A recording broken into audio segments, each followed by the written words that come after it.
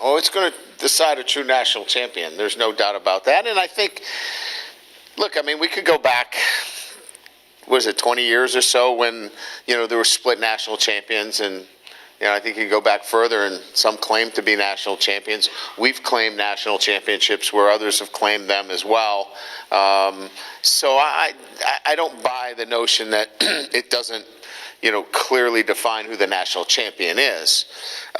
Can you open up the field to more is really the question here. And I think that the narrative has been one of, well, we just entered into this agreement and we've just started this process.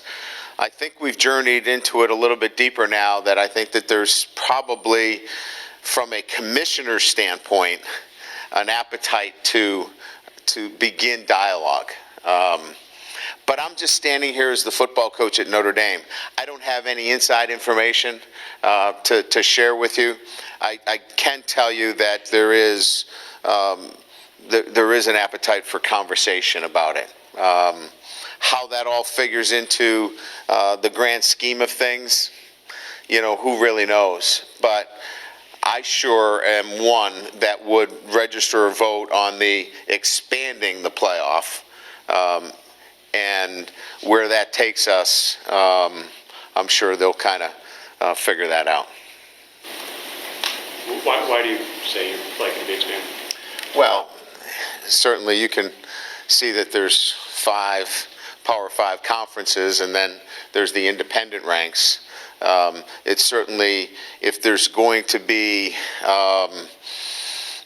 expansion of any kind, we would prefer that to, include 8. That gives the Power 5s, obviously, their champions, and then opens up much more opportunities for at-large. So more at-large opportunities.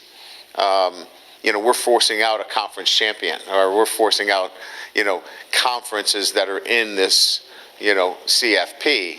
And so that puts a lot of pressure on us every year relative to our schedule and what we need to do. Talk a little bit, Brian, if you would, talk a little bit about what you've seen on film about Clemson, what, things that jump out at you offensively. I think it's probably the same thing you guys have seen. I mean, starting on offense, I think,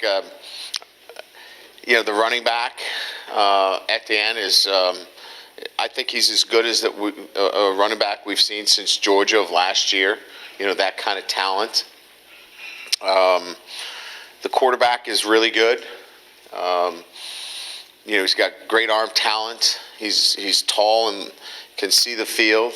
I think the receiving core is on par with a USC receiving core.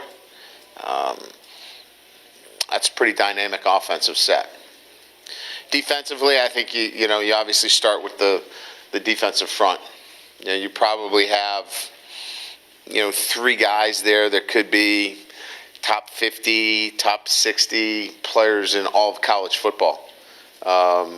So that's a pretty good group. I mean, comparing them to maybe North Carolina State last year, in some fashion, LSU, that kind of capability on the defensive line. It's a really, really formidable group. So, just a really talented football team. But more than anything else, it's a team that's been there 4 times. So, they know how to win. They've been there before.